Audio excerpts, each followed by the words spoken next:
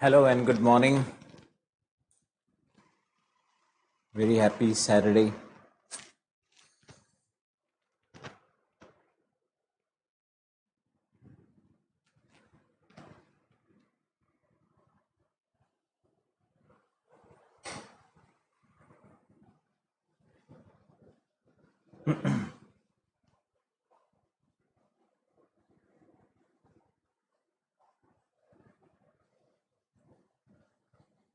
Climatic classification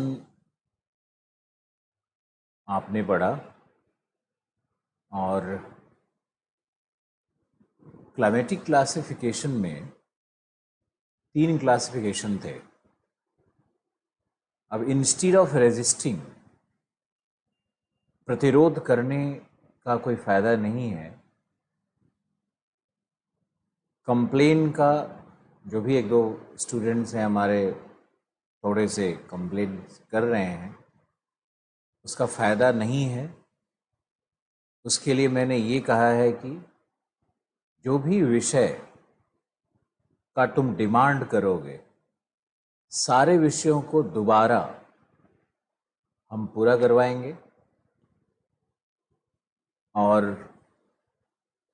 फिर से उसको एक्सप्लेन करेंगे। ये तो हमारा प्रॉमिस है ही। दूसरा, मेरा विश्वास है कि अगर आप वीडियोस को 1-2 बार और देखोगे तो निश्चित रूप से समझ में आएगा। कई बार ऐसा होता है कि ऑनलाइन क्लासेस में या फिर ऑनलाइन क्लासेस में जो थोड़ा सा चेंज किया गया है अभी कुछ दिनों के लिए मेथड को, टेक्नोलॉजी को, उसमें एडेप्टेशन में थोड़ा प्रॉब्लम आता है। लेकिन मुझे ये ऐसा फील होता है कि हम अगर बैठ करके और सामने बोर्ड पे लिख करके पढ़ा रहे हैं तो जो विषय है उनका एक्सप्लेनेशन,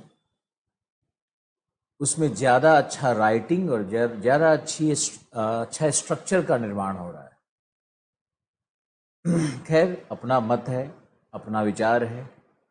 फैन ऑफ कर दो, साउंड आ रहा है।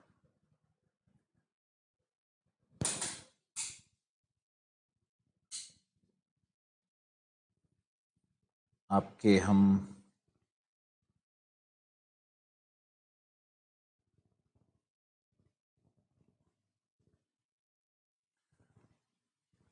एक बॉल में एक अनार का दाना काट करके मुझे, और ठीक है,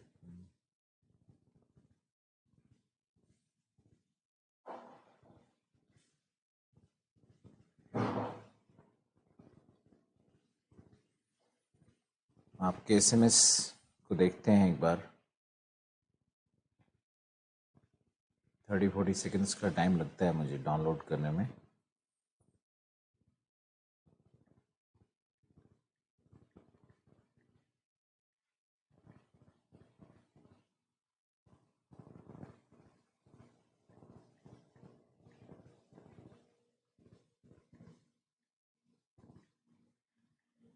अभी उत्तर प्रदेश का रिजल्ट आया है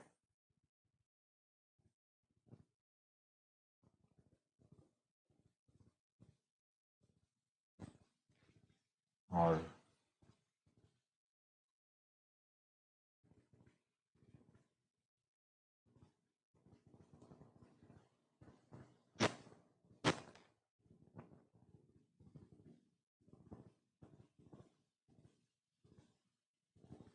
अलिश्ना Khan good morning, Rajesh Yadav good morning, Pushpendra, Mahavir Pratap,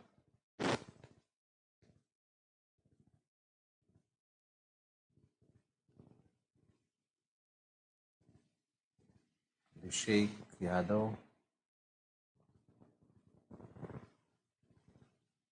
अब वीडियो नहीं रुकेगी।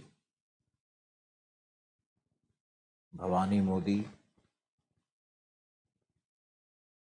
आज क्लाइमेटोलॉजी खत्म हो जाएगा क्या? युवराज चौधरी, चरण स्पर्श, वेरी गुड मॉर्निंग।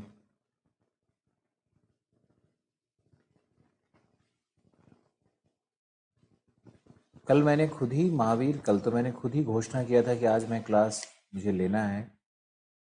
थोड़ा सा कुछ 5-7 मिनट का इश्यूज़ था, इसलिए थोड़ा लेट हुआ है। 9:05 में I was on board. Generally 8:55 में आना पड़ता है, लेकिन थोड़ा सा आज कोई नहीं।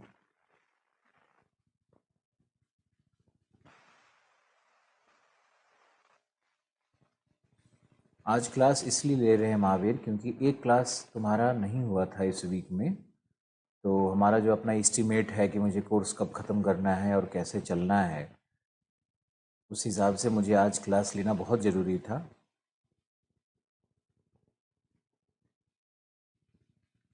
प्रणव, शिवम, प्रतीक, गायत्री, सुरजीत सिंह ठाकुर, युवराज, परवेज आलम,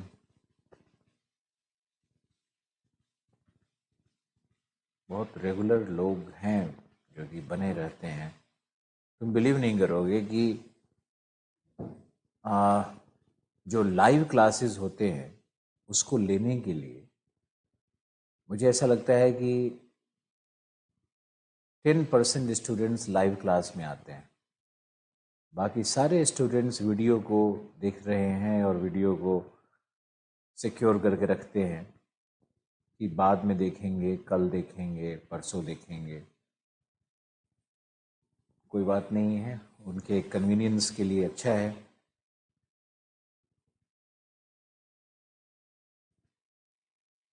चलो ओके, लेट्स बिगिन नाउ। आज जो टॉपिक आपको हम पढ़ाने वाले हैं,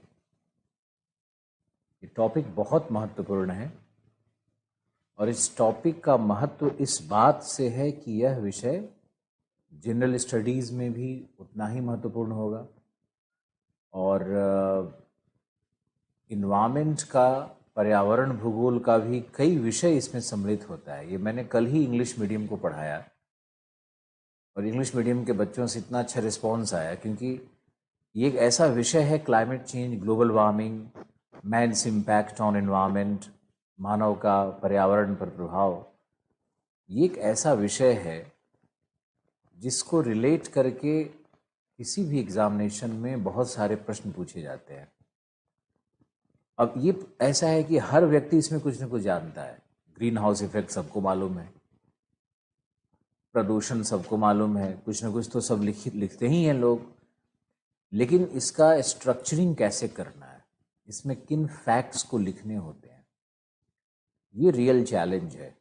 और उस चैलेंज को एक्सेप्ट करना, उसको समझना, आज जो एग्जामिनेशंस का ट्रेंड है उसके अनुसार ये बहुत ज़रूरी है। तो मुझे पूरा विश्वास है कि आप लोग इस विषय को बहुत अच्छे से नोट डाउन भी करोगे, उसके स्ट्रक्चर को भी समझोगे और अपना जो तुम भी पार्टिसिपेट कर सकते हो इसमें। आप इसमें अपना कुछ फैक्ट्स अगर आपको मालूम है तो आप भी ऐड करोगे, आप भी मुझे कुछ बताओगे एक्स्ट्रा। चलो शुरू करते हैं। तो हमारा आज का विषय है क्लाइमेट चेंज। क्लाइमेट चेंज यानी जलवायु परिवर्तन।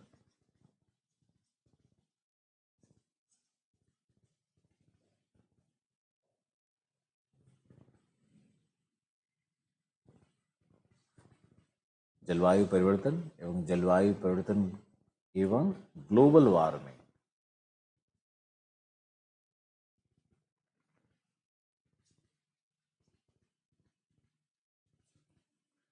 एवं वैश्विक तापन।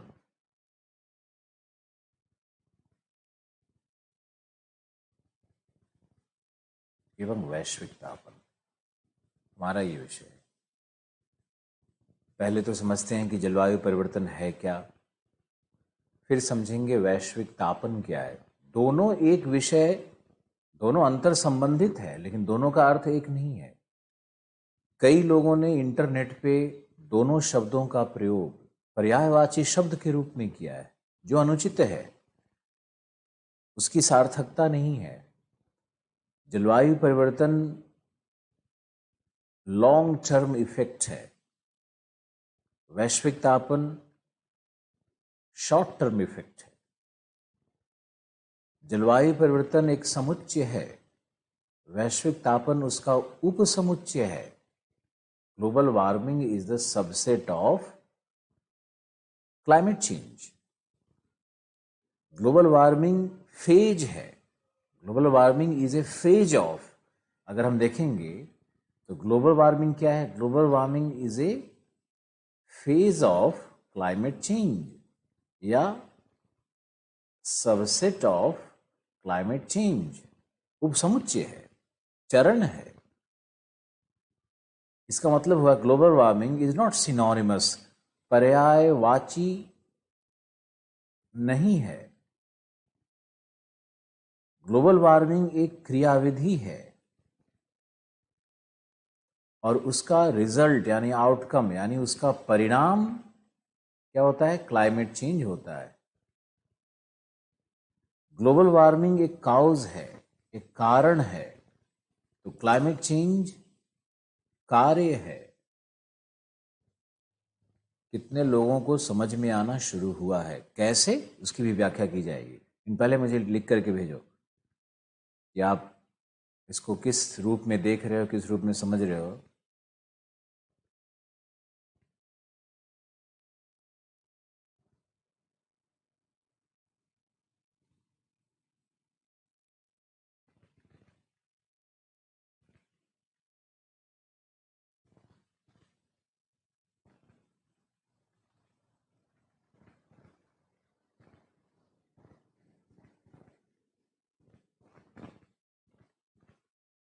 आपने लिखा है वीडियो स्टॉप हो रहा है, क्या अभी भी हो रहा है?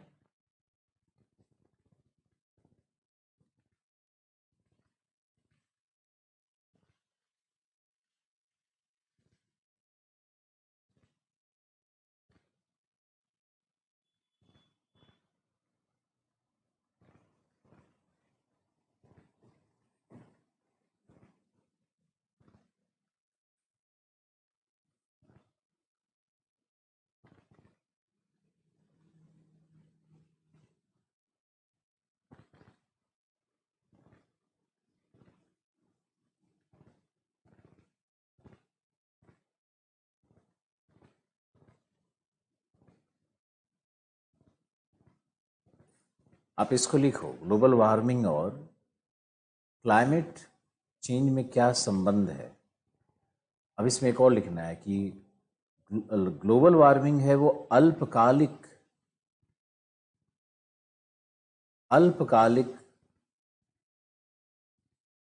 तापीय परिवर्तन है, जबकि क्लाइमेट चेंज क्या होगा? दीर्घकालिक।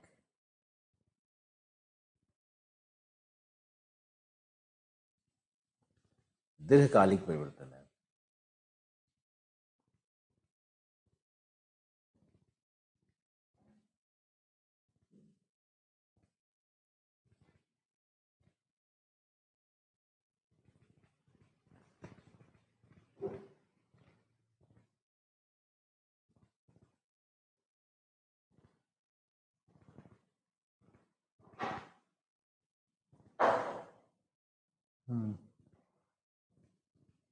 मुझे रिस्पॉन्ड करो कि अभी कोई प्रॉब्लम तो नहीं चल रहा है।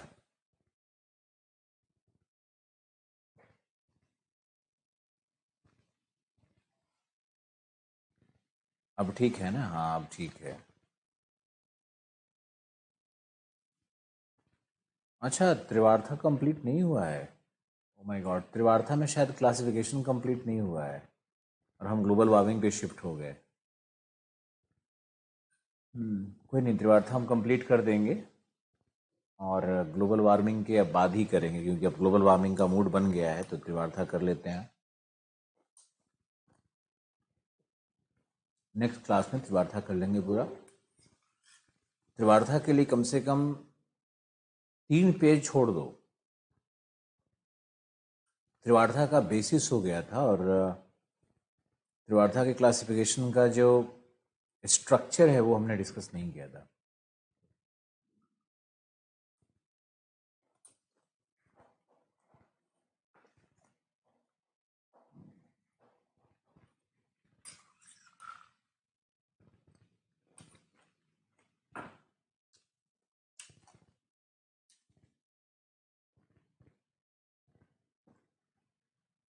एकदम से मूड आ गया है यार क्लाइमेट चेंज पढ़ाने का, पढ़ो क्लाइमेट चेंज। त्रिवार्था में कुछ नहीं रह गया है, A type, B type, C type, D type, E type, यही है, कुछ नहीं है। लेकिन करवाएंगे, मुझे याद नहीं था, आई एम सॉरी, माफ करो भाई। चलो, ग्लोबल वार्मिंग और क्लाइमेट चेंज में अंतर कितना पॉइंट हो गया? 1 2 3 4 5 6। तो ये 6 पॉइंट्स तो आप वैसे ही, अब ये मुख्य परीक्षा का विषय नहीं होगा, लेकिन आप इंट्रोडक्शन में इसको लिख सकते हो। कैसे लिखोगे अभी लिखवाते हैं आपको, आपको लिखवाते हैं, प्लीज लिखिए।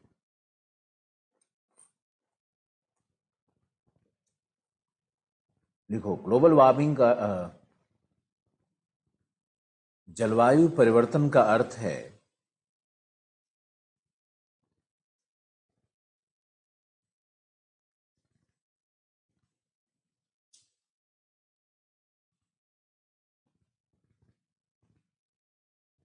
जलवायु परिवर्तन का अर्थ है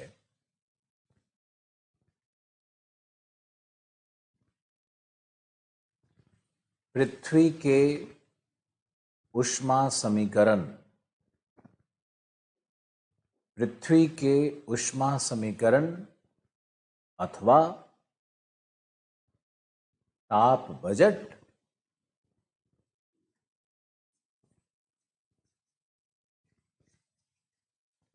एनर्जी इक्वेशंस अथवा ताप बजट में दीर्घकालिक परिवर्तन, दीर्घकालिक परिवर्तन जो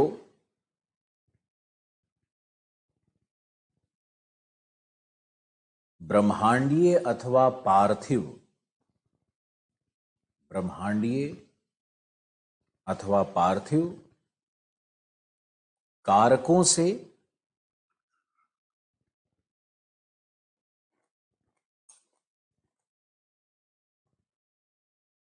उत्पन्न होता है,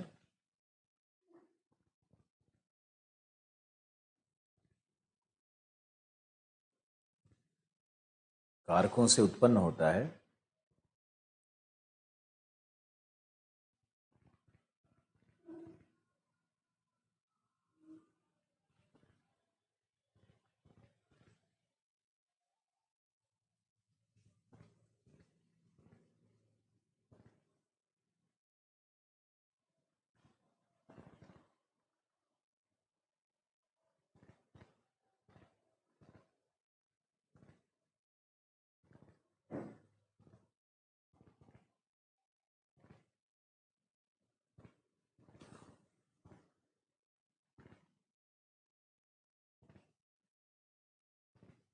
एवं वायुमंडलीय संचरण, जैव विविधता,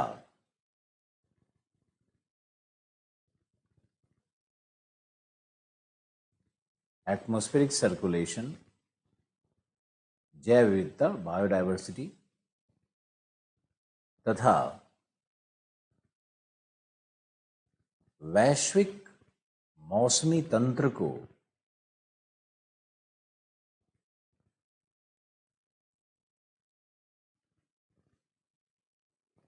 ग्लोबल मीटरोलॉजिकल सिस्टम को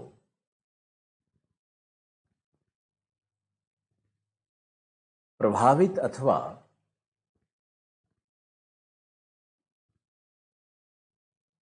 परिवर्तित करती है,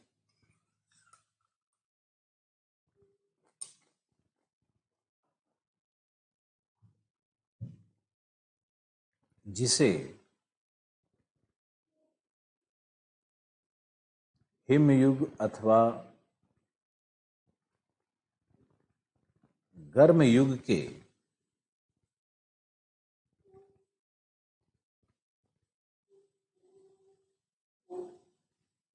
अनुक्रमित चक्र के रूप में,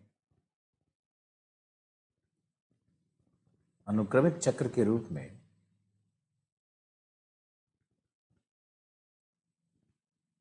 देखा जाता है, निरीक्षण किया जाता है, देखा जाता है। ये जो डेफिनेशन है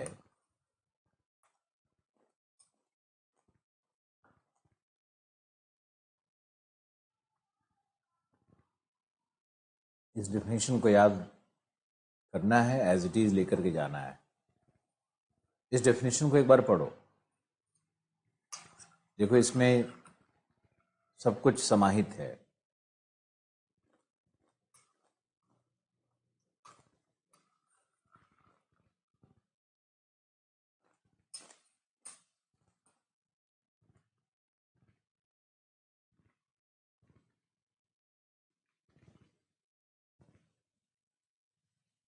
इसमें सब कुछ समाहित है। तो ये था हमारा जलवायु परिवर्तन, हमारा जलवायु परिवर्तन की परिभाषा।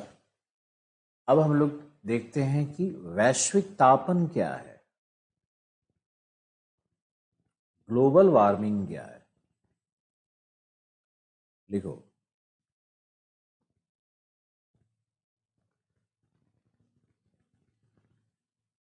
पृथ्वी के माध्य तापमान या औसत तापमान 15 डिग्री सेंटीग्रेड से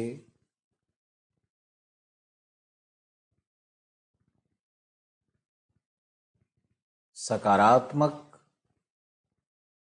अथवा नकारात्मक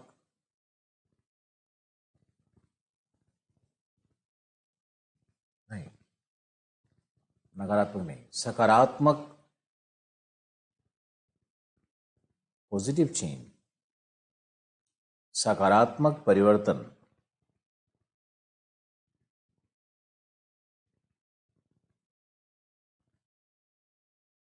से सकारात्मक परिवर्तन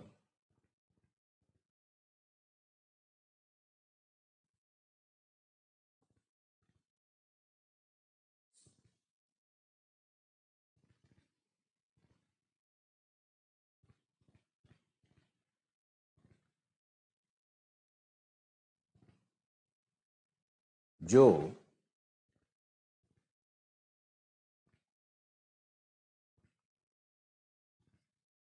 प्राकृतिक अथवा मानव जनित कारकों से अभिप्रेरित होता है, प्रकृति अथवा मानव जनित कारकों से अभिप्रेरित होता है,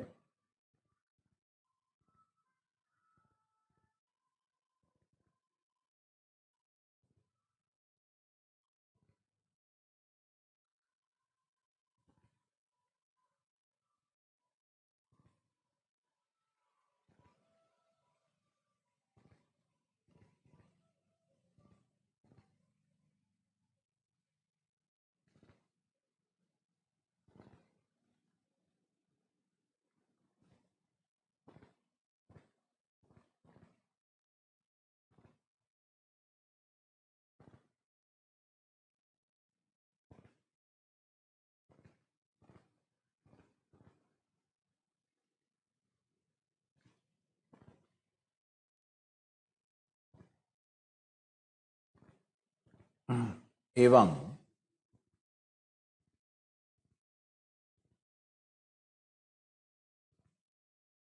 यह जलवायु परिवर्तन का एक चरण अथवा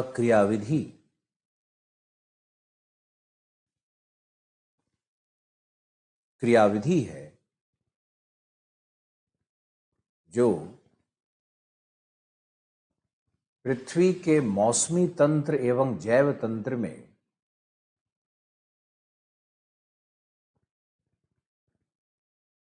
स्थायी परमानेंट एवं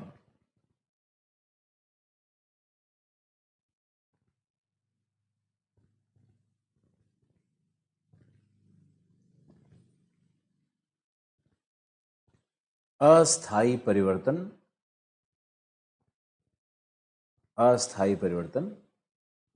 उत्पन्न करते हैं, अस्थाई परिवर्तन उत्पन्न करते हैं।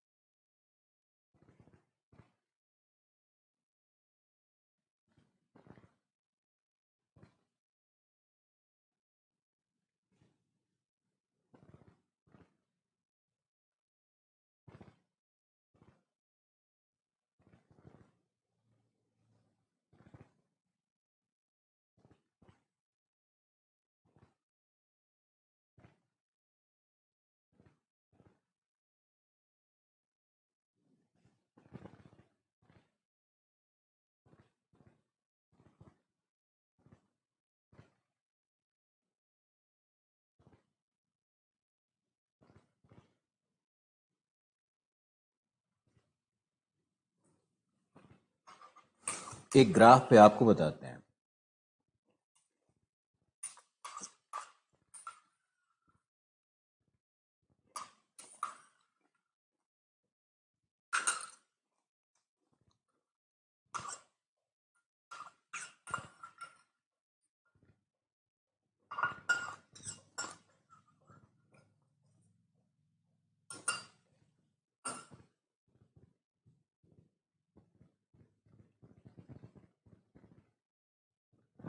देखो,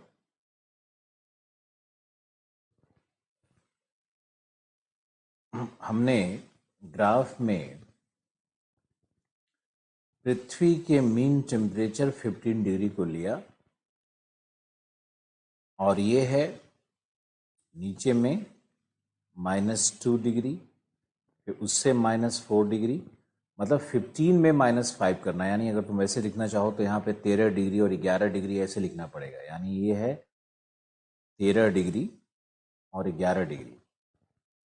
नीचे आने पे -2 -4, ऊपर में जाने के बाद हमको क्या करना है, +2 और +4 ऐसे करना है। फिर आपको लाइंस ड्रॉ करने होंगे यहाँ पे। ये लाइंस हैं, ये लाइन है, ये 2 वाला लाइन है, ये 4 वाला लाइन है। ये हमारा ग्राफ तैयार हो रहा है। और ये जो हमारा है सेक्शन, ये जो सेक्शंस बन के आ रहे हैं, ये है वार्म एज और ये है hot period. Hot period, warm age. नीचे में आओगे तो ये है ग्लोबल कूलिंग या कूल एज, आइस एज,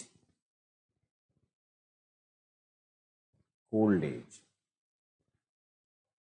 अब यहाँ आपको ये जो ग्राफ दिखा रहे हैं,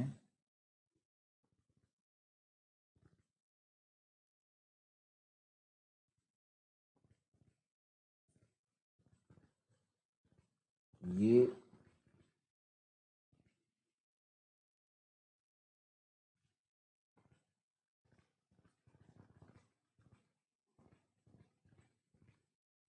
इस तरह से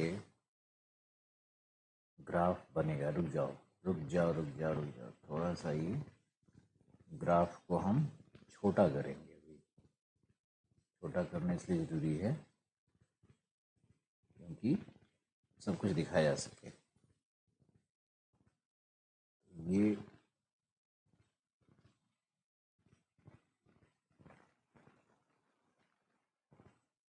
4 बार यहाँ पे आता है इस तरह से, और ये करंट स्टेटस है ग्राफ का हमारा। एक बार और कलर चेंज कर लेते हैं, तुम्हारे स्पष्टता के लिए। अब ये है ना, ये है प्रोटेरोजोइक।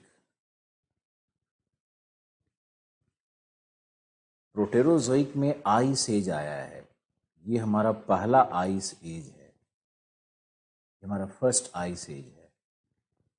ये है आइस एज नंबर 2, ये है कार्बोनीफेरस। अब आप लोगों को इतना तो याद होना चाहिए, जुरैसिक, ये है जुरैसिक आइस एज, और यहाँ से लेकर यहाँ तक पूरा जो ये है हमारा प्लीस्टोसीन आइस एज।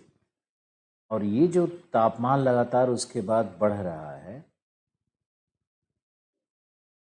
ये इसमें ये थोड़ा सा नीचे आकर कैसे जाएगा,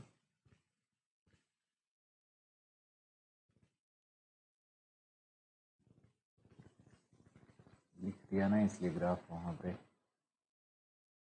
ये थोड़ा सा नीचे आकर के ग्राफ का स्ट्रक्चर ड्रॉ करने मुझे थोड़ी सी, यहाँ पे नीचे आएगा लिटिल आइस एज, फिर ये ग्लोबल वार्मिंग हो रहा है, ये ग्लोबल डिमिंग हो रहा है, फिर ये ऊपर की तरफ ऐसे जा रहा है। ये देखो परफेक्ट ग्राफ है। हो सकता है कि आपको पेपर कट करना पड़े, लेकिन क्या बोलूँ मैं, हो गई गलती, पहले लिख दिया था कोल्ड एज वगैरह, तो उसके कारण प्रॉब्लम आ गई। तो ये है ना, ये ग्लोबल वार्मिंग हो रहा है, ग्लोबल वार्मिंग यही हो रहा है, जो तापमान ये जो नीचे आया है इसको बोलते हैं लिटिल आइस एज। ये लिटिल आइस एज है, यही हम एकोमोडेट करना चाह रहे थे। और ये जो नीचे की तरफ स्लाइड कर गया, इसको हम लोग बोलते हैं ग्लोबल डिमिंग, डी, ये GD है, डिमिंग ऐसे लिखते हैं। ये ऑस्ट्रेलियन साइंटिस्ट ने ग्लोबल डिमिंग की बात की थी। ये है ग्लोबल डिमिंग, और फिर ये धीरे धीरे फिर से टेम्परेचर ऊपर की ओर बढ़ रहा है। आपको इस ग्राफ को बनाना है, this is the real graph,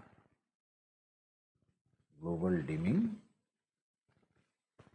global warming, little ice age, सबको एकोमोडेट कर दो, ग्लोबल डिमिंग यहाँ लिख दिया हमने। यहाँ पर ये आया है कार्बोनिफेरस और जुरासिक के बीच में, ये आएगा तुम्हारा वार्म एज, ये सब वार्म एज है। और ये सब जो भी पॉइंट्स ऊपर में आ रहा है, ये सब इसको कहते हैं इंटरग्लेशियल, इंटरग्लेशियल पीरियड्स कहते हैं इसको। अब ये ग्राफ बिल्कुल तैयार हो गया है, इस ग्राफ के आधार पे विवेचना करना है।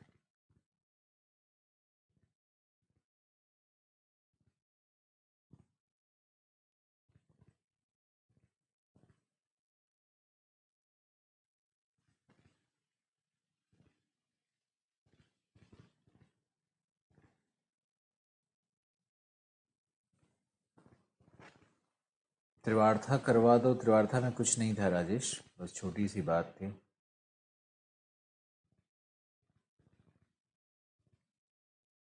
वीडियो फ्लक्चुएट कर रहा आज,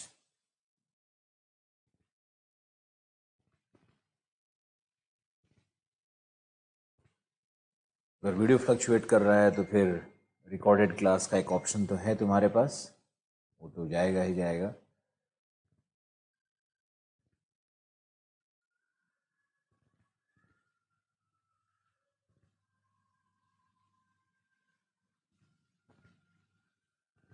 ओके, इस ग्राफ में देखो तो सबसे पहले पृथ्वी, ये पृथ्वी का ECG है समझो, ऐसा लग रहा है जैसे ये पृथ्वी का ECG बनाया गया है।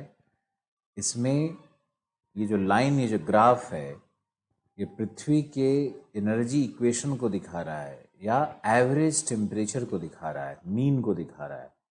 ये जो मीन टेम्परेचर है वो किस प्रकार से फ्लक्चुएट करता है उसको दिखा रहा है। ये तुम्हारा मीन है, 15 डिग्री क्या है, मीन है। उसको दिखा रहा है ये। कितनी बार आइस एज आया?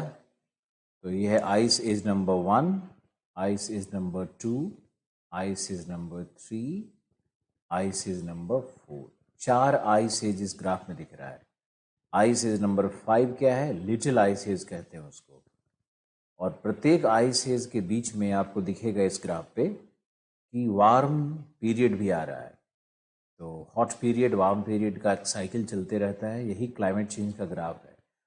अब ये तो पूरा क्लाइमेट चेंज है, आइस एज का आना, फिर वार्म एज का आना, ये क्लाइमेट चेंज हो रहा है। लेकिन उसी में आप देखोगे ग्लोबल वार्मिंग क्या है? जैसे ही टेम्परेचर मीन टेम्परेचर से, पृथ्वी के औसत तापमान से अधिक होने लगेगा तो हम लोग उसको ग्लोबल वार्मिंग कहते हैं। अब ग्लोबल वार्मिंग में तापमान का लाइन देखो ऊपर की तरफ जा रहा है, ये लाइन ऊपर जा रहा है ना। लेकिन ग्लोबल वार्मिंग के क्रम में ही अचानक फिर देखा जाता है, जैसे 2005 के आसपास, यहाँ पर 2005 लिख दो, 2005 के आसपास क्या हुआ कि तापमान अचानक फिर गिरने लगा, ठंडी होने लगी पृथ्वी। लेकिन फिर से देखा जा रहा है कि 2015 के बाद से फिर से ग्लोबल वार्मिंग शुरू हो गया है। तो इसको सिर्फ ग्लोबल डिमिंग की संज्ञा दी गई।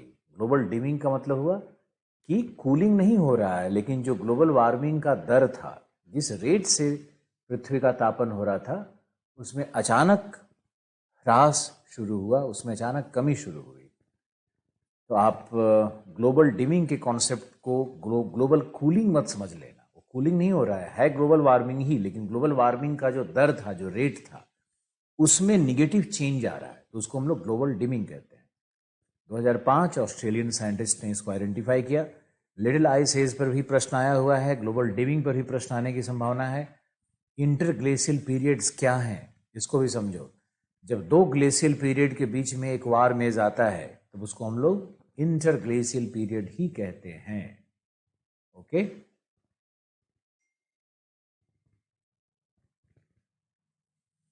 ग्राफ बनाओ। ग्राफ बन गया? अगर ग्राफ बन गया तो मुझे रिस्पॉन्स दो।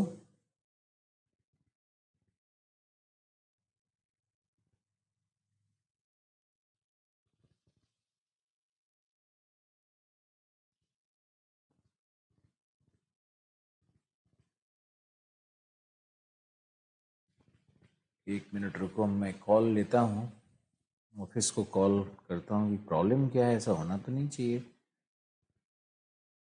ऋषिराज लिख रहे हैं कि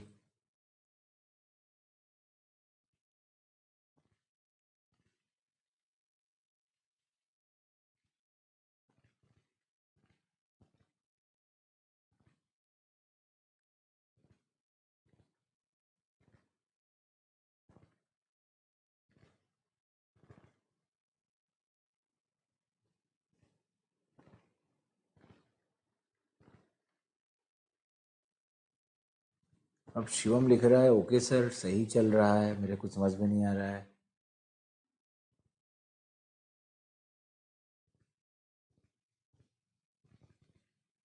कई बार आपके लोकल नेटवर्क का भी कुछ इश्यूज हो सकता है ना।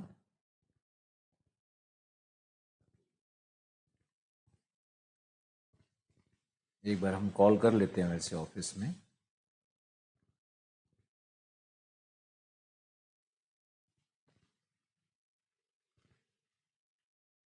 ग्राफ बनाते रहो।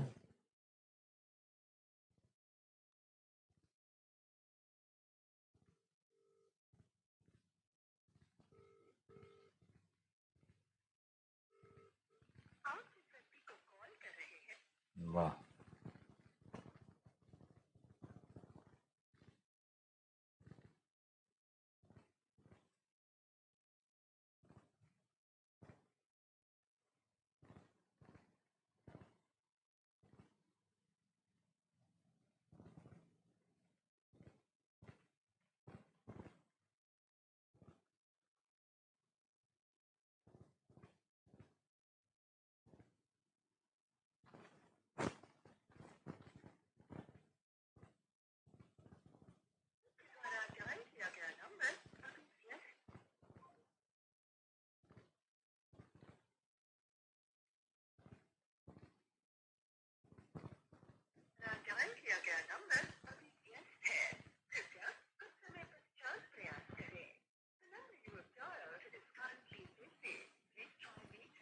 हम्म, चलो हम लोग नेक्स्ट पेज पे चलते हैं और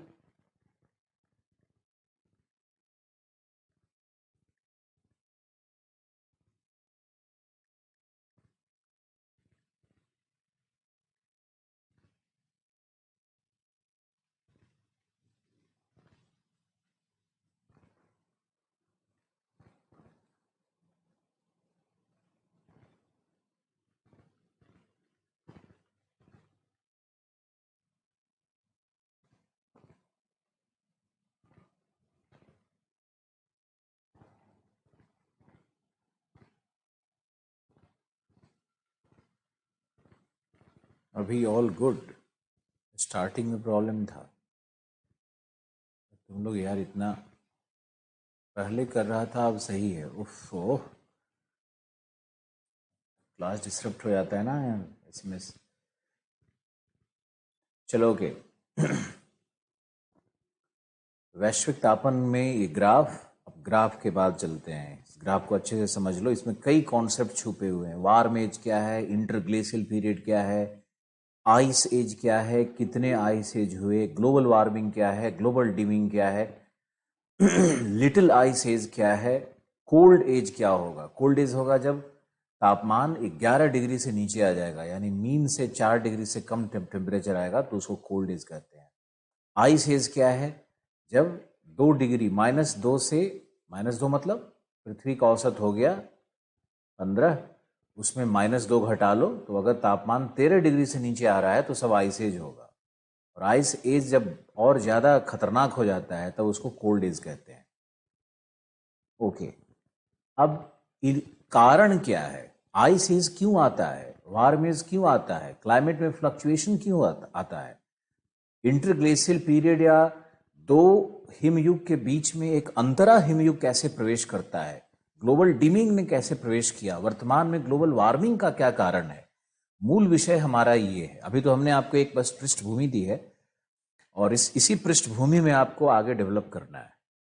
आप आप लिखो, बहुत सारा लिखना भी आज होगा क्योंकि मटेरियल बहुत ही उलझा हुआ है, इसमें उपलब्ध बहुत कम है, उपलब्ध बहुत ज़्यादा है इसलिए उलझा हुआ है। ओके, पहले आपको एक और समझना है, अभी लिखना मत। देखो, दो विचार हैं, दो स्कूल ऑफ थॉट है, दो धाराएं हैं। पहली धारा कहती है कि वर्तमान का ग्लोबल वार्मिंग या जलवायु परिवर्तन जो हो रहे हैं, या जलवायु परिवर्तन जो पृथ्वी के भूगर्भिक इतिहास में हुए हैं, ये सभी जलवायु परिवर्तन प्राकृतिक हैं, मानव जनित नहीं हैं, सेलेस्टियल हैं, ब्रह्मांडीय कारकों से है, पार्थिव कारकों से है। मानव जब नहीं था तब भी क्लाइमेट चेंज हुआ है। मानव के आने के पहले, before the advent of man, before the advent of human civilization, before industrial revolution, even औद्योगिक क्रांति के पहले भी ग्लोबल वार्मिंग हुआ है, आइस एज हुआ है। उन कारणों की समीक्षा करने की आवश्यकता है। दो विद्वानों का नाम लेना चाहेंगे। एक है क्लाइमेट चेंज में हमने दो स्कूल कर दिया। पहला जो मानता है एक्सटर्नल फोर्सिंग्स को, एक्सटर्नल फोर्सिंग्स को कारण मानता है। एक्सटर्नल फोर्सिंग्स में दो कारण होते हैं। एक्सटर्नल फोर्सिंग मतलब बाह्य, बाह्य शक्तियां जो कि क्लाइमेट चेंज कर रही हैं, उसको एक्सटर्नल फोर्सिंग्स कहेंगे। इसमें दो होगा, पहला होगा ब्रह्मांडीय, ब्रह्मांडीय शक्ति, ड है ड, ब्रह्मांडीय शक्तियां हैं। ब्रह्मांडीय शक्ति का मतलब हो गया एक्स्ट्रा टेरेस्ट्रियल, अंग्रेजी में इसको एक्स्ट्रा, गैर पार्थिव, एक्स्ट्रा टेरेस्ट्रियल यानी गैर पार्थिव, गैर पार्थिव। इधर हुआ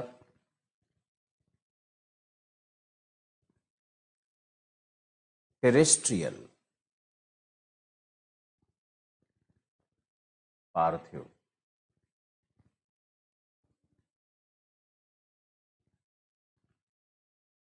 टेरेस्ट्रियल।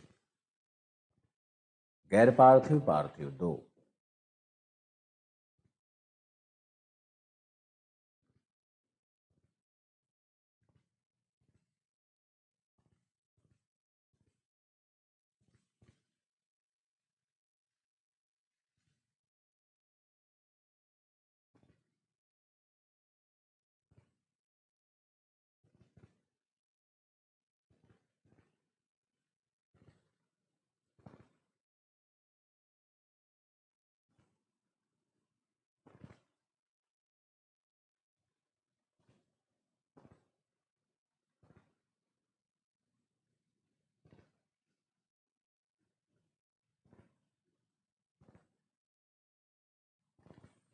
दूसरा कारण होगा मानव जनित।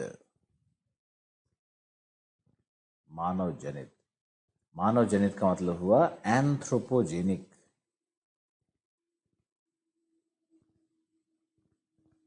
एंथ्रोपोजेनिक कॉज क्या है? तो क्लाइमेट चेंज के 3 कारण। ग्लोबल वार्मिंग में भी अगर आपको लिखना होगा तब भी यही 3 कारण। क्लाइमेट चेंज हो, ग्लोबल वार्मिंग हो, 3 कारण यही लिखना है। ओके, अब इस 3 कारण के अंतर्गत कई सिद्धांत आएंगे। 2 स्कूल्स हो गया, मैंने आपको पहले ही बताया कि 2 स्कूल्स हो गया। एक मानता है प्राकृतिक कारक, ये हमारा जो ये पूरा सेट है, पहला जो ये है, ये क्या है? प्राकृतिक है, प्राकृतिक कारक है। और मानव जनित तो है ही, मानव जनित में बहुत सारे कारकों का जिक्र किया जाएगा और पार्थिव में भी कई सारे कारक होंगे, फिर गैर पार्थिव में भी कई सारे कारक होंगे, यानी बहुत लंबा लिस्ट होने वाला है। तो सबसे पहले प्राकृतिक कारक। प्राकृतिक कारक ब्रह्मांडीय, ब्रह्मांडीय कारक। इसके समर्थक हैं क्राइस्टेंसन एंड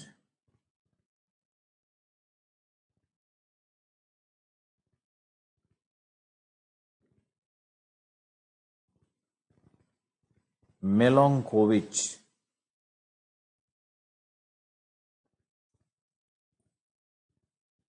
क्राइस्टेंसन और मिलोंकोविच।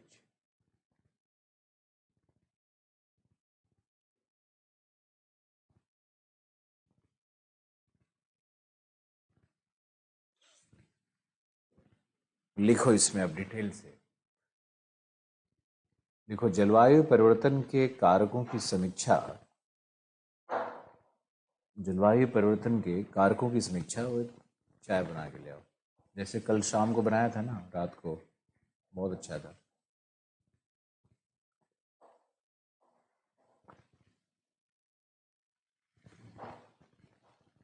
जलवायु परिवर्तन के कारकों की समीक्षा पर 2 संकल्पनाएं हैं, 2 स्कूल्स हैं, 2 धाराएं हैं, 2 चिंतन हैं।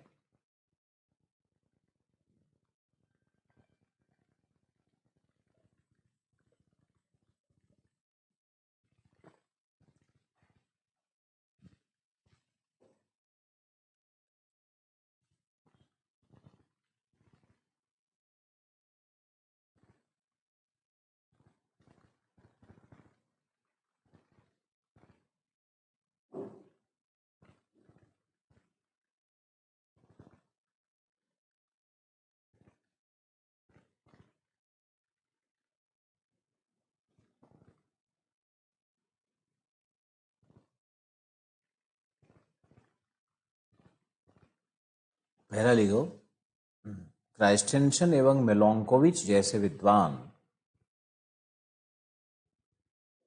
क्राइस्टेंसन एवं मिलोंकोविच जैसे विद्वान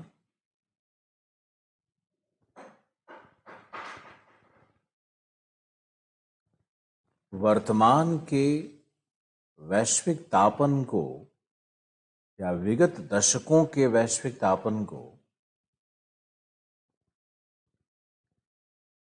प्राकृतिक अथवा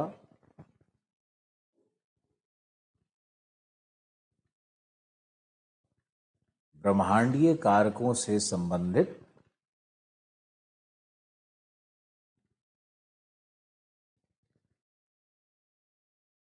पृथ्वी के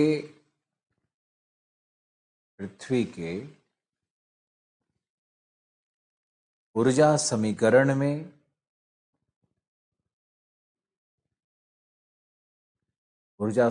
में एक सावधि परिवर्तन मानते हैं, पीरियोडिक चेंज मानते हैं, एक सावधि परिवर्तन मानते हैं, पीरियोडिक चेंज मानते हैं, न कि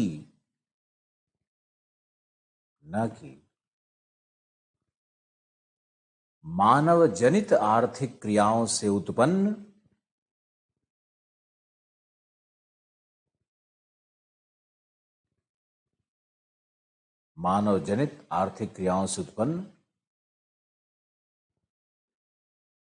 वैश्विक तापन।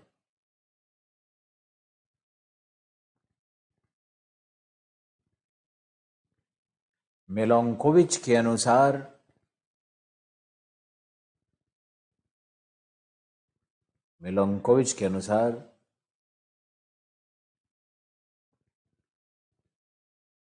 पृथ्वी का ताप बजट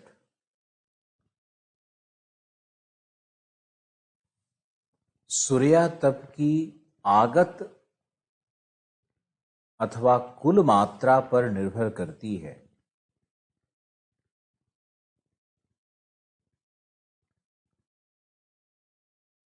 कुल मात्रा पर निर्भर करती है।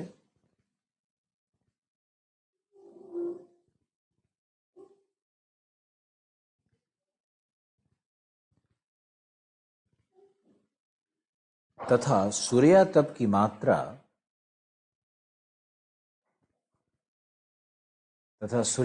मात्रा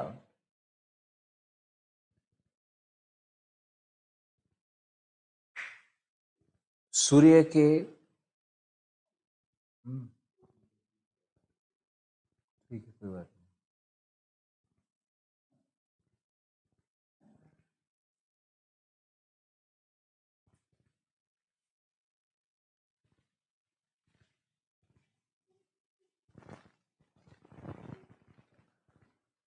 तथा सूर्यातप की मात्रा सूर्य के हॉट स्पॉट, तप्त स्थल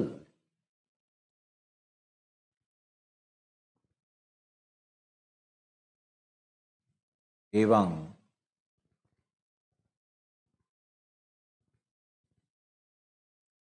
ब्रह्मांडीय अवस्थिति, पृथ्वी के परिक्रमण पथ,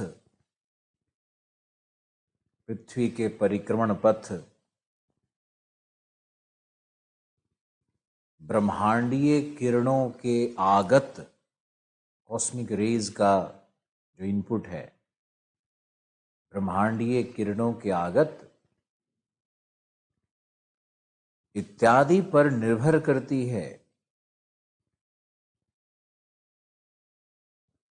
जिसे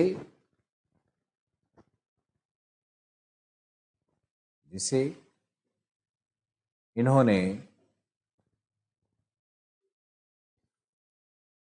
एक ग्राफ के रूप में दर्शाया है। इन्होंने एक ग्राफ के रूप में दर्शाया है।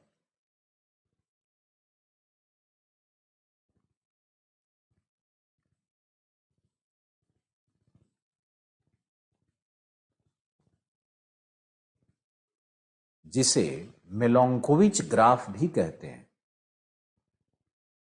मिलंकोविच ग्राफ बहुत इंपॉर्टेंट है, पूछेगा तो वहां लोग हक्के बक्के रहेंगे कि पता नहीं क्या पूछा, क्लाइमेट चेंज से पूछा, पता नहीं चलेगा किसी को क्या पूछा।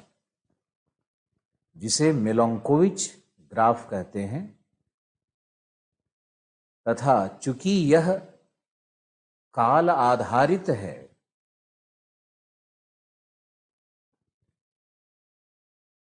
एवं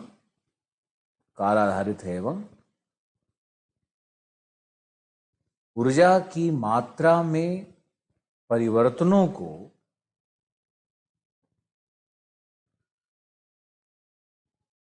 परिवर्तनों को अनुक्रमित मानता है। अतः इसे मिलोंकोविच साइकिल भी कहते हैं। मिलोंकोविच साइकिल भी कहते हैं।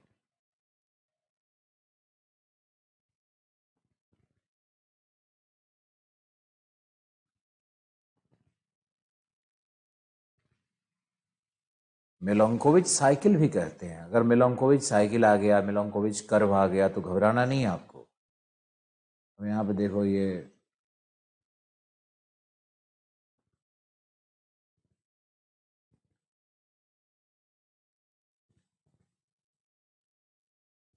है तुम्हारा 91,000 ईयर्स बिफोर प्रेजेंट। ये होगा तुम्हारा 41,000 ईयर्स। ये है तुम्हारा 18,000 ईयर्स। ये है तुम्हारा प्रेजेंट। यहां पर है एक्सेंट्रिसिटी। अब समझाया जाएगा, अभी टेंशन में नहीं आना है। यहां पे है आपका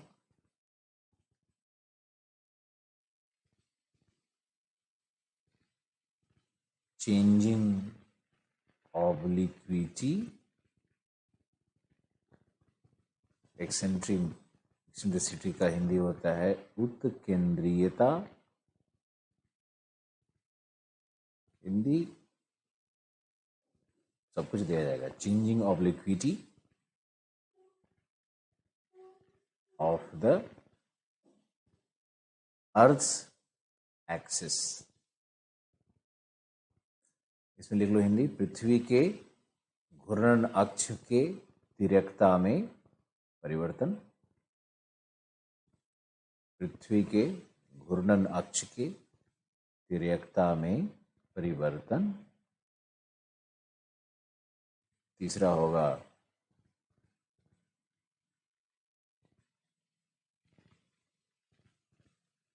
प्रिसीजन। चौथा होगा हॉटस्पॉट एक्टिविटीज। और ये जो नीचे में दिख रहा है ये होगा सोलर इरेडियंस। Solar irradiance. ये जो ग्राफ बना है ना, यही ग्राफ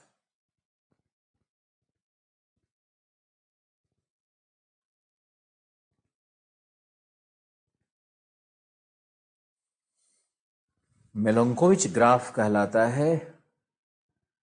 इधर टाइम था और ऊपर में क्वांटम ऑफ एनर्जी यानी ऊर्जा की मात्रा।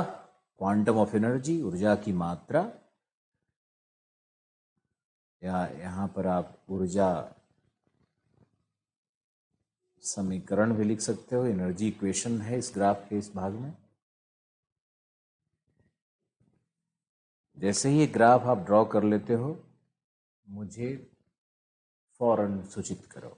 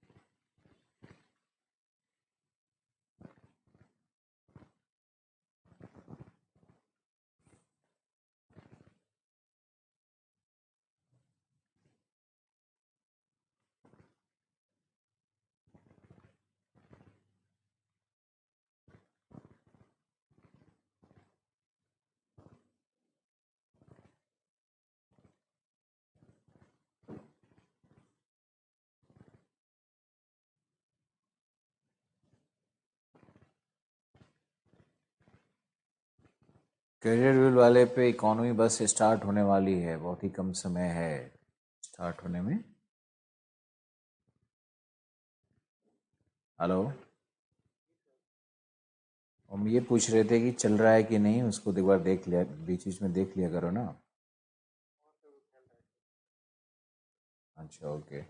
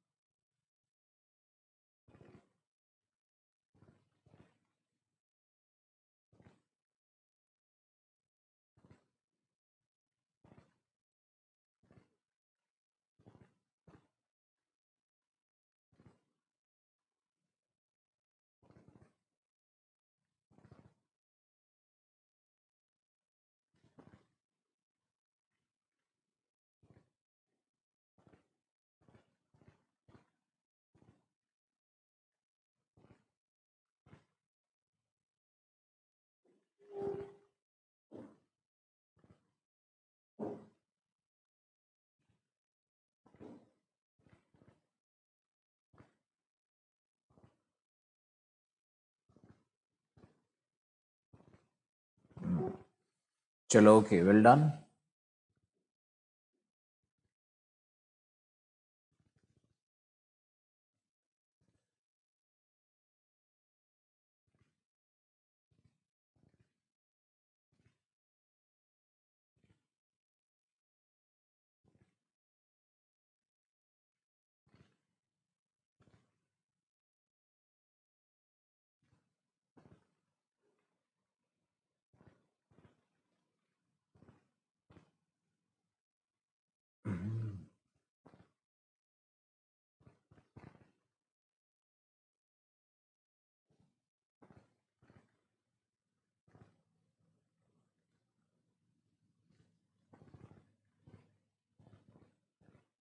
अब लिखते हैं, पहले सिद्धांत में आओ, उत्केंद्रीयता क्या है। तो सबसे पहला है एक्सेंट्रिसिटी। एक्सेंट्रिसिटी क्या है, यानी उत्केंद्रीयता क्या है। उत्केंद्रीयता क्या है, पहले इसको लिखेंगे फिर समझेंगे। उत्केंद्रीयता से कैसे पृथ्वी पर ग्लोबल वार्मिंग या आइस एज कैसे प्रभावित होता है, कैसे प्रकट होता है। आप लिखो, देखो, पृथ्वी सामान्यतः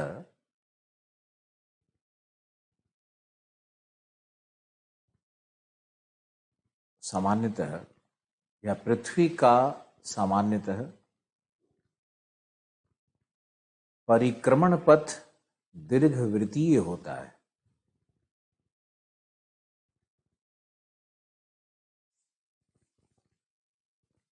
परिक्रमण पथ दीर्घवृत्तीय होता है।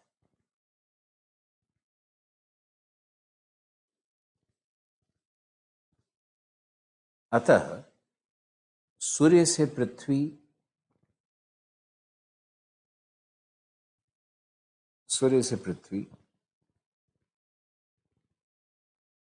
लगभग 91,000 वर्षों में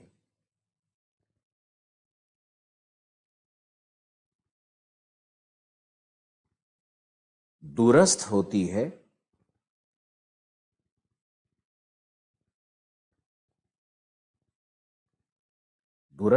है, जिसे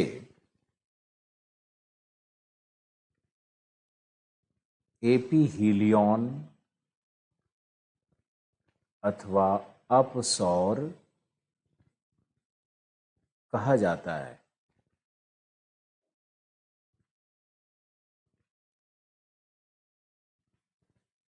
यदि पृथ्वी का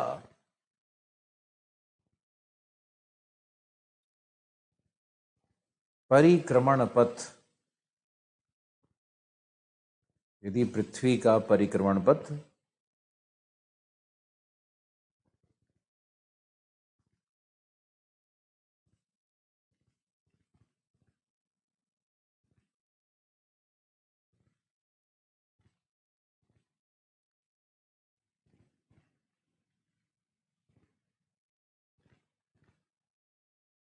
अपसौर की दशा में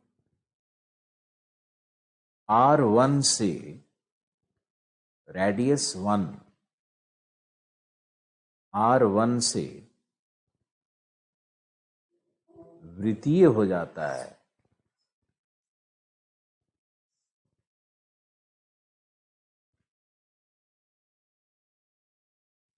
वृत्तीय हो जाता है,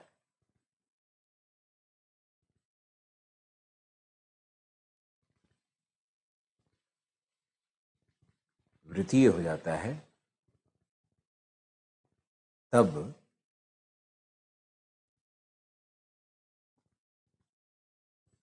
पृथ्वी पर सूर्यातप की मात्रा, पृथ्वी पर सूर्यातप की मात्रा घटेगी या बढ़ेगी? लिख करके बताओ।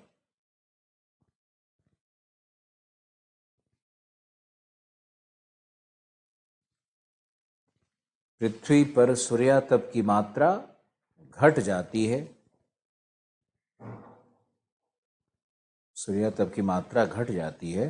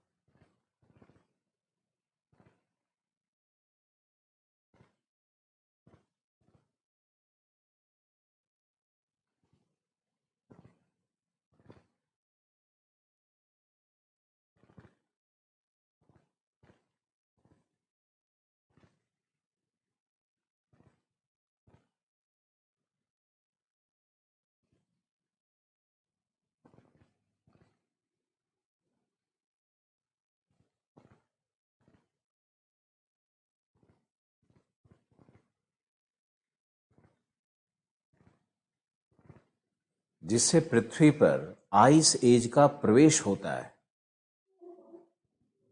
हिमयुग का प्रवेश होता है।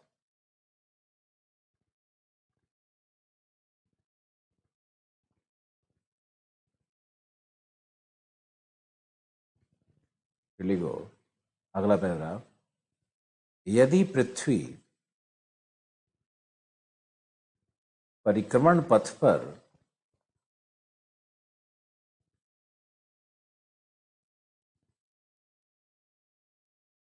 नजदीकतम है, सूर्य के निकटतम है,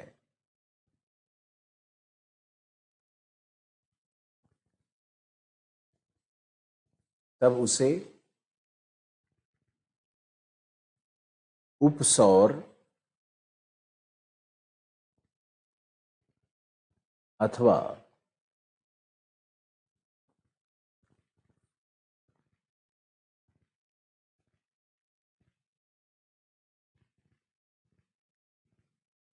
उपसौर अथवा एपीहीलियन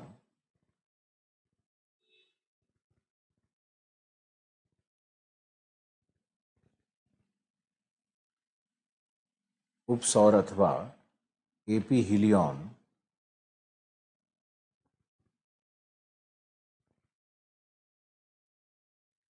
की दशा मानी जाती है या की दशा होती है,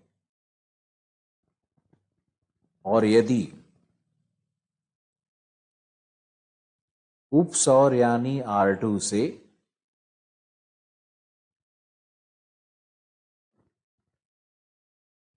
पृथ्वी का परिक्रमण पथ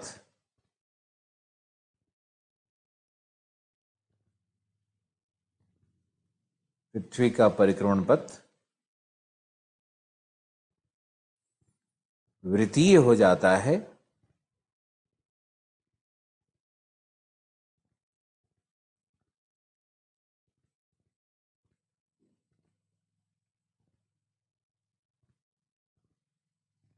वृत्तीय हो जाता है,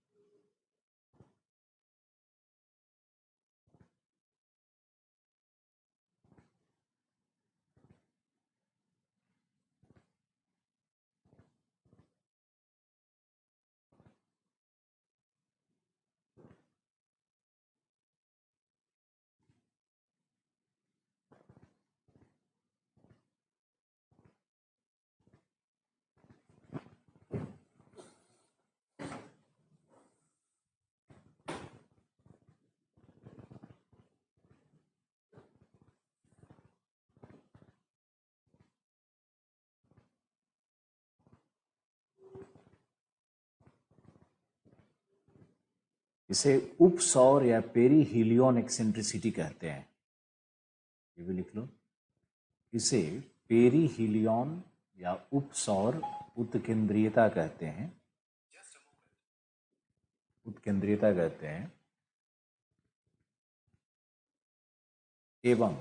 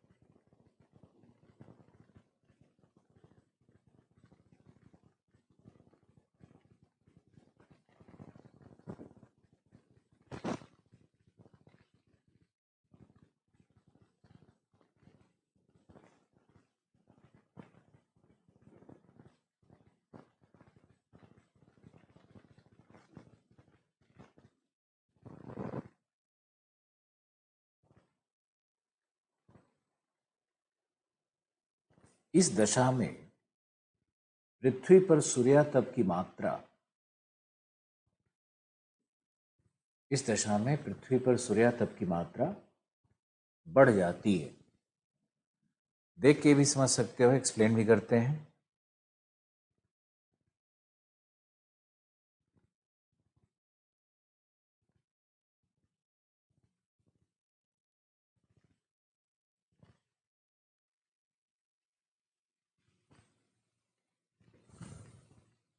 सूर्यातप की मात्रा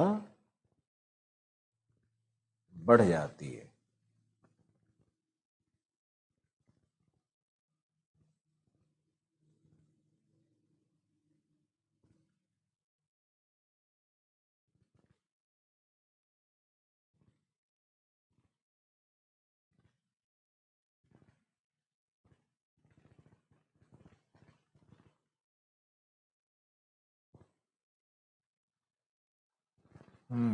सूरज का एक प्रस्ताव है, बात करते हैं सूरज।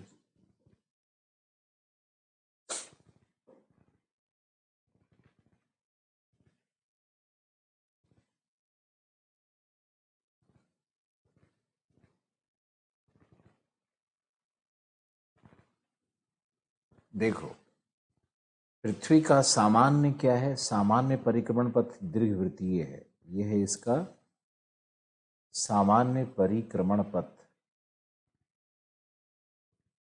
जो दीर्घवृत्तीय है। लेकिन दीर्घवृत्त में पृथ्वी कभी सूर्य के नजदीकतम R2, कभी सर्वाधिक दूरी पर R1, दो पोजीशन में चला जाता है।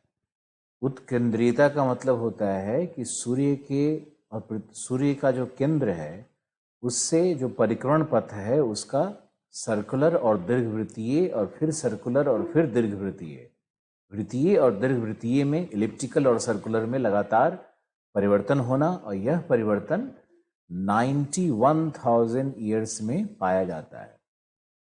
अगर मान लो कि सूर्य पृथ्वी से अधिकतम दूरी पर है और वहां से उत्केंद्रीयता प्राप्त कर रहा है, तो देखो पृथ्वी कितनी दूरी से चक्कर लगा रहा है। और पृथ्वी जब दूरी से चक्कर लगा रहा है, इतनी दूरी से जब चक्कर लगा रहा है, तो उस पर सूर्यातप की मात्रा क्या होगी? घट जाएगी। तो सूर्यातप की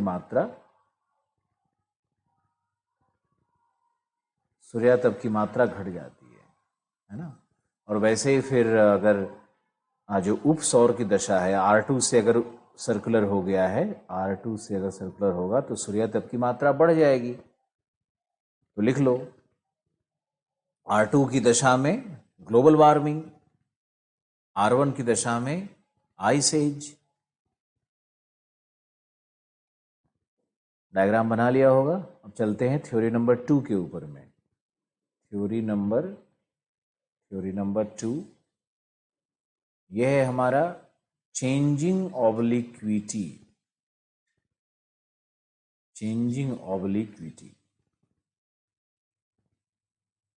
पृथ्वी के अक्ष में, इसको पहले समझाएंगे बाद में लिखवाएंगे।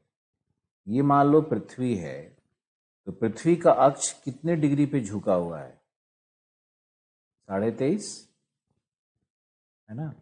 क्योंकि अगर ये अक्ष सीधा अक्ष माना जाएगा ना, तो ये जो एंगल है, ये I और J, ये सीधा अक्ष माना जाएगा। ये एंगल है 23.5 का। अब क्या होता है कि ये 23.5 का जो झुकाव है, ये झुकाव कभी कभी हो जाता है 24.5 का। 23.5 से 24.5 तक झुक सकता है। और कई बार ये झुकाव हो जाता है 21 डिग्री तक का हो जाता है। ये झुकाव ऐसे हो जाता है, यानी जो झुकाव है वो इस तरह से वैरी करता है। 24.5 डिग्री से ये लगभग 21 डिग्री तक ये वैरी करता है। ये झुकाव वैरी करता है 21.3 डिग्री, इतना तक ये वैरी करते रहता है। और ये जो नॉर्थ पोल का झुकाव है, इधर और इधर, ये जो झुकाव है, इसमें जो चेंज होता है, इसके कारण भी जलवायु परिवर्तन हो सकते हैं। कैसे हो सकता है वो देखो। मान लो कि सूर्यातप यहां से आ रहा है, ये है सूर्यातप। तो सूर्यातप जो जा रहा है पोलर रीजन की ओर, ध्रुवों की ओर, तो ध्रुवों की ओर जो सूर्यातप जा रहा है, अगर नॉर्थ पोल 23.5 की जगह 24.5 पे झुकी हुई है, तो नॉर्थ पोल पर सूर्यातप की मात्रा बढ़ जाएगी। फिर से सुनो, अगर 23.5 डिग्री के झुकाव की जगह 24.5 डिग्री का झुकाव होगा, तो उसका रिजल्ट क्या आएगा? मान लो कि ये पेन है, ये पेन अगर ऐसे खड़ी है, 23.5 पे ऐसे झुकी हुई है, और झुक जाए, जब ये अगर और ऐसे झुक जाएगी, तो इसका रिजल्ट क्या होगा? इसका सिंपल सा रिजल्ट होगा कि सूर्यातप की मात्रा नॉर्थ पोल पे बढ़ेगी, और नॉर्थ पोल पे जो आइस कैप हैं वो पिघलने लगेंगे। और आइस का पिघलने लगते हैं तो ऐसा लगता है कि ग्लोबल वार्मिंग चल रहा है ना। तो ये भी एक बड़ा कारण माना जाता है किसका? पृथ्वी पे ग्लोबल वार्मिंग और ग्लोबल कूलिंग का। अब आप लिखो 41,000 वर्षों में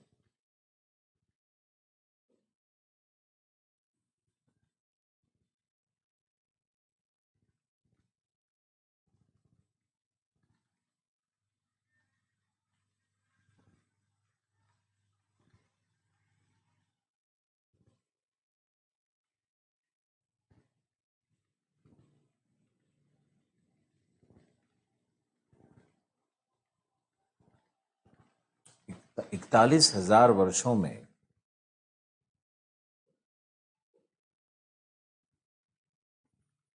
पृथ्वी का घूर्णन अक्ष 23.5 डिग्री पर नियत न होकर 23.5 डिग्री पर नियत न होकर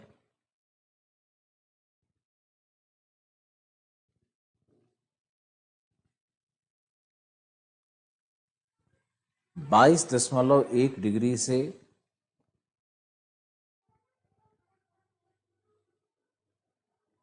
अथवा 21.3 डिग्री से, दो आंकड़े मिलते हैं विद्वानों के, से लेकर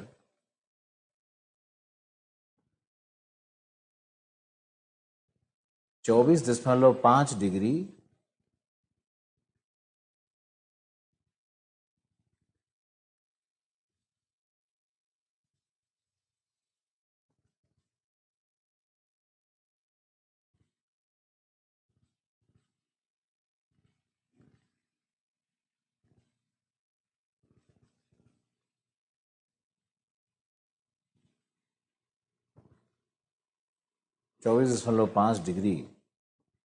तक परिवर्तनशील होता है।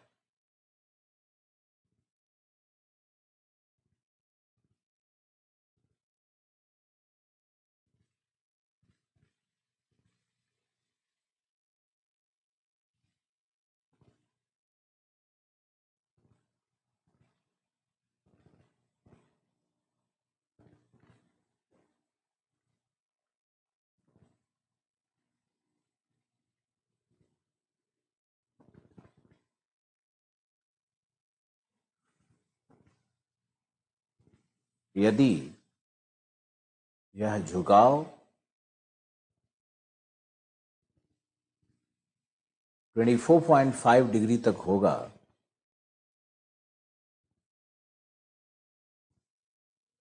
यदि यह झुकाव 24.5 डिग्री तक होगा, तब उत्तरी ध्रुव पर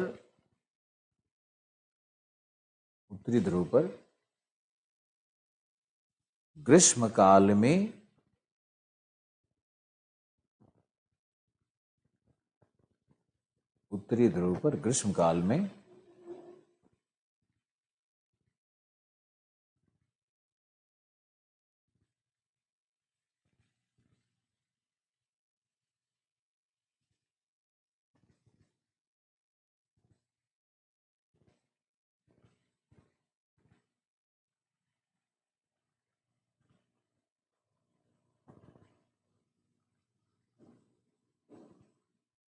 अधिक तापमान प्राप्त होता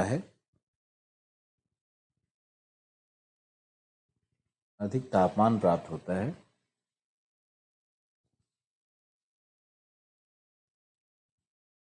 जिससे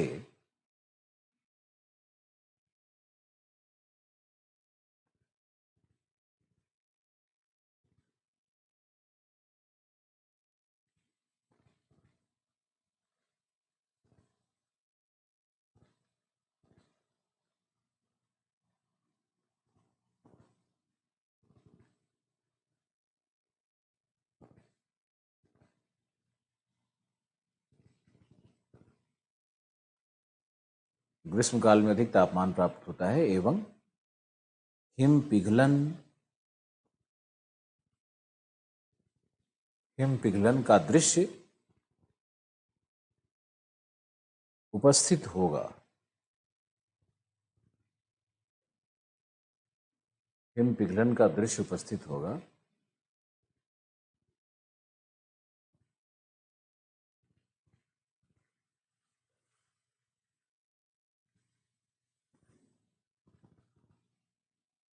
जिससे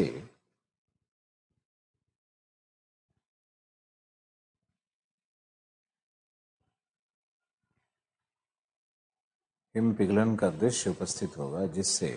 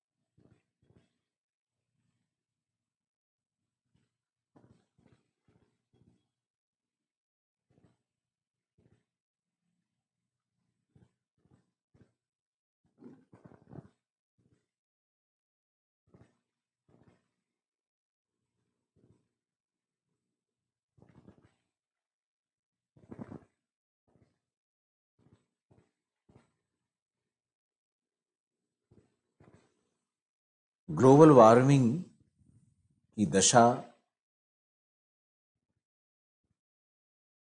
ग्लोबल वार्मिंग की दशा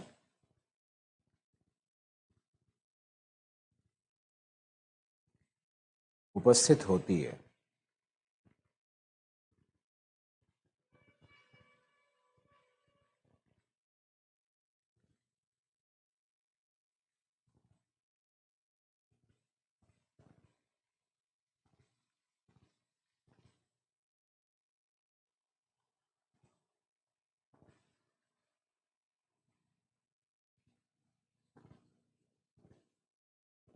और यदि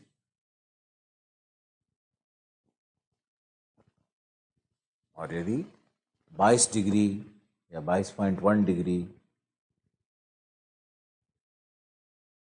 तक झुकाव हो, तब सूर्यातप की मात्रा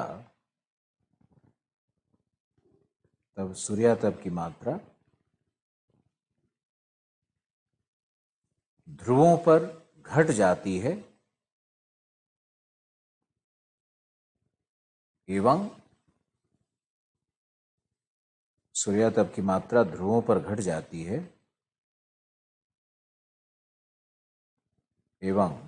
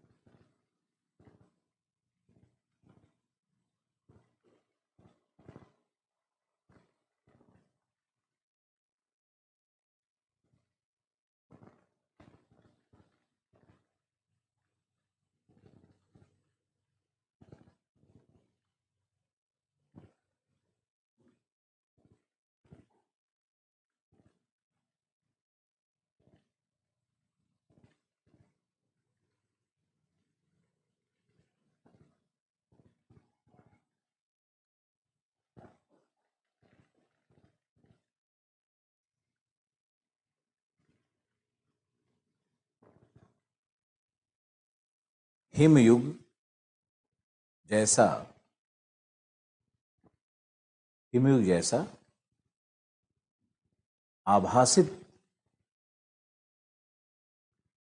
आभासित सत्य प्रकट होता है। हिमयुग जैसा आभासित सत्य प्रकट होता है। मैं सोच रहे थे कि इसको एक्सप्लेन भी कर देते हैं कि क्यों होता है ये जो फ्लक्चुएशन है, ये जो एक्सिस का झुकाव है, ये एक्सिस का झुकाव क्यों हो रहा है, कारण क्या है। एक उदाहरण से सीख सकते हो। हमारा उदाहरण है कि लट्टू जब नाचती है, कभी लट्टू को नचाया होगा, तो लट्टू जब घूर्णन करने लगती है और उसकी गति घटने लगेगी, तो उसका जो एक्सिस होगा, उसका जो अक्ष होगा, तो अक्ष को देखना कि वह सीधी न रह करके वो ऐसे घूमना शुरू कर जाती है, ऐसे राउंड होना शुरू हो जाती है।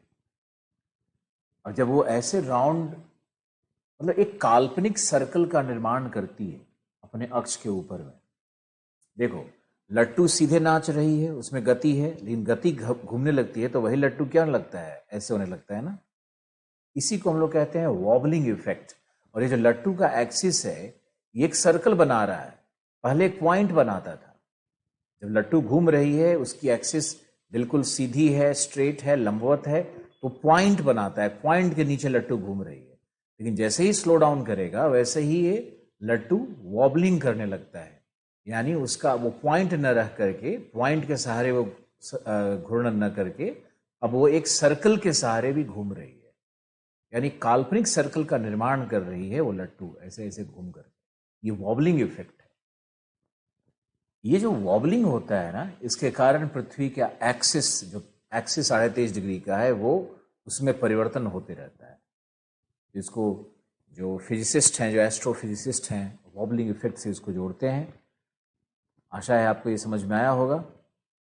और हम लोग चलते हैं अब तीसरे सिद्धांत में। तीसरा सिद्धांत है प्रिसीजन। इसका हिंदी मुझे नहीं पता, आप अंग्रेजी में ही कोशिश करना एग्जाम में लिखने का। प्रिसीजन क्या है?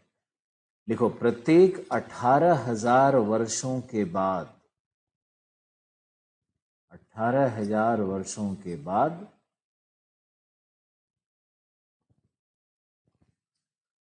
पृथ्वी का उत्तरी ध्रुव वॉबलिंग प्रभाव के कारण, LING, वॉबलिंग प्रभाव के कारण, ऐसे लिखना है, वॉबलिंग को इंग्लिश में लिख देना, वॉबलिंग प्रभाव के कारण पृथ्वी का उत्तरी ध्रुव वॉबलिंग प्रभाव के कारण अंतरिक्ष में एक काल्पनिक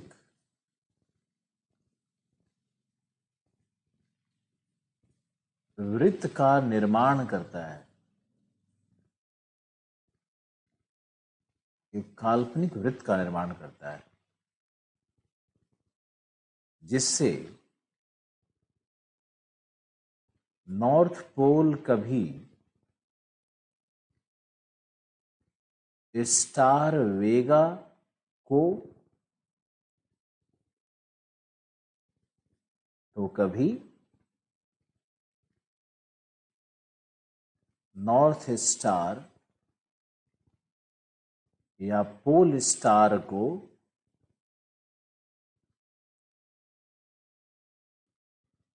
इंगित करता है।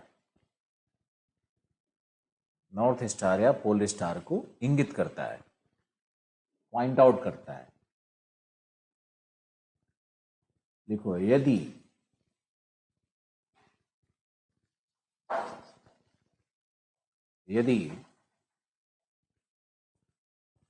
नॉर्थ पोल स्टार वेगा को इंगित कर रही हो,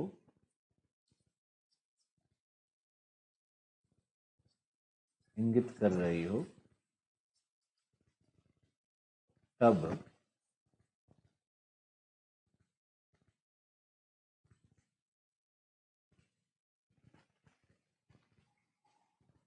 यदि नॉर्थ पोल स्टार वेगा को इंगित कर रही हो, तब पृथ्वी पर सूर्यातप की मात्रा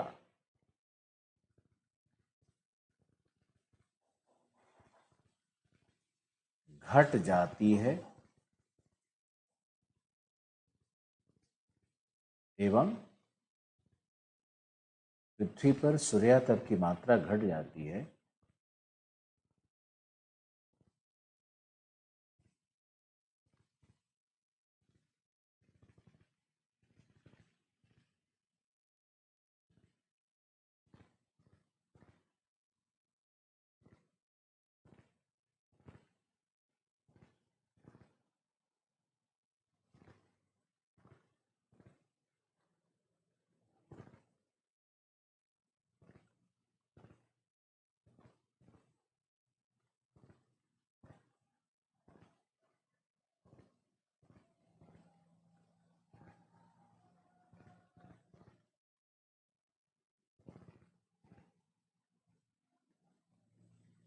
कॉस्मिक रेज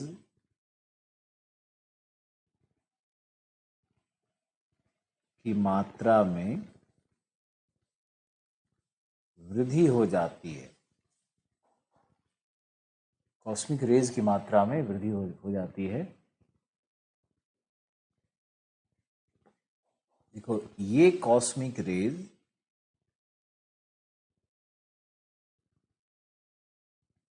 क्षोभ मंडल में संघनन के दर को या संघनन के दर में वृद्धि करते हैं।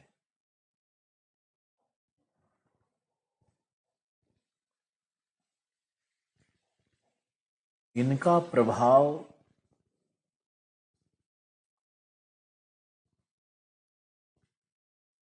शीतलन होता है।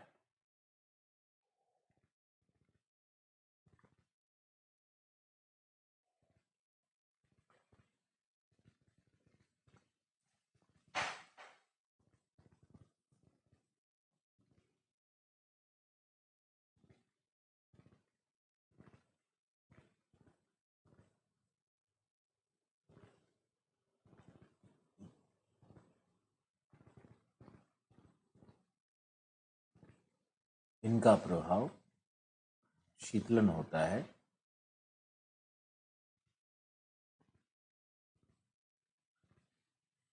लिख लो, क्योंकि ये गैसों का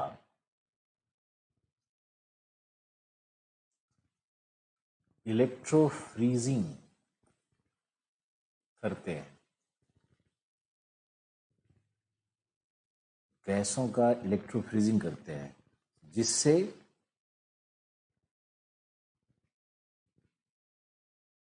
बादलों का निर्माण अतः धरातल पर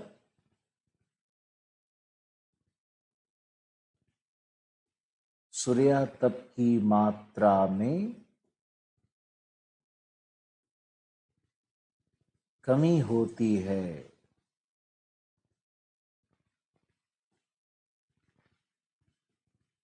तथा पृथ्वी पर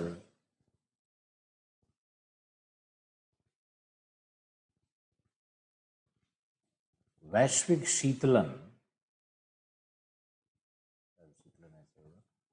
वैश्विक शीतलन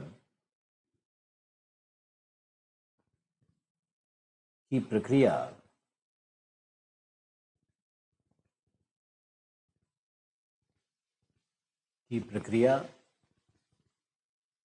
कार्य करती है। वैश्विक शीतलन होगा पृथ्वी पर अगर वॉबलिंग इफेक्ट, तो हमने जैसे ही अभी समझाया आपको, वॉबलिंग इफेक्ट को फिर से समझना है। जैसे मान लो ये पृथ्वी है, ये है नॉर्थ पोल है। नॉर्थ पोल जो ऊपर में है, ये वॉबलिंग करेगा तो एक काल्पनिक सर्कल बनाता है।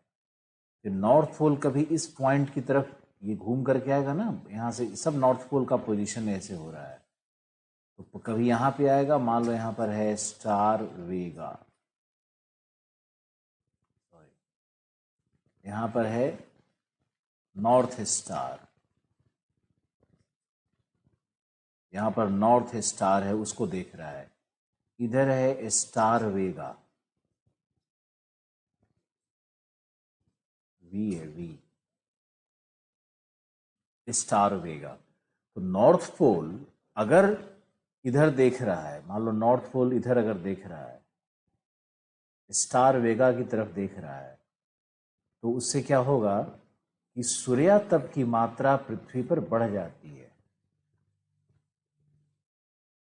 सूर्यातप में की मात्रा में वृद्धि हो जाती है। ये रेज दिखाया जा रहा है, सूर्यातप की मात्रा में वृद्धि हो जाएगी। तो आगे लिखो, अगला पैराग्राफ लिखो, परंतु यदि उत्तरी ध्रुव नॉर्थ स्टार की ओर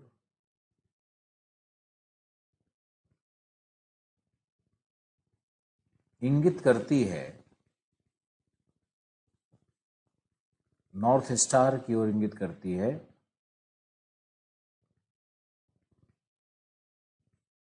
तब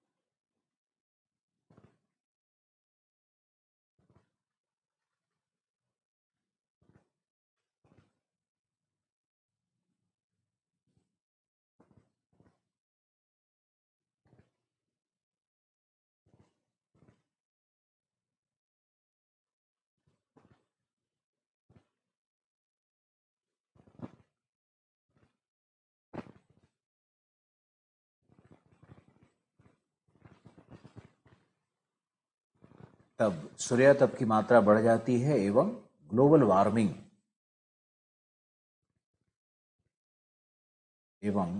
वार्मिंग की दशा उत्पन्न होगी। ऐसे थोड़ा सा आना चाहिए था लाइन को, लाइन से हमारे क्लियर नहीं होते हैं, लाइन को ऐसा आना चाहिए था।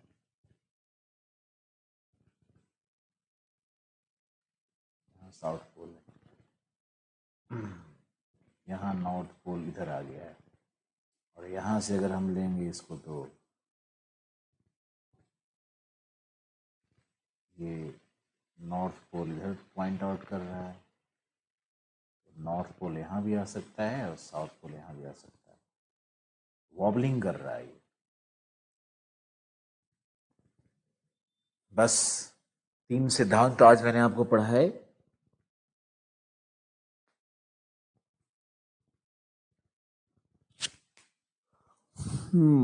शेष मंडे को पढ़ाया जाएगा।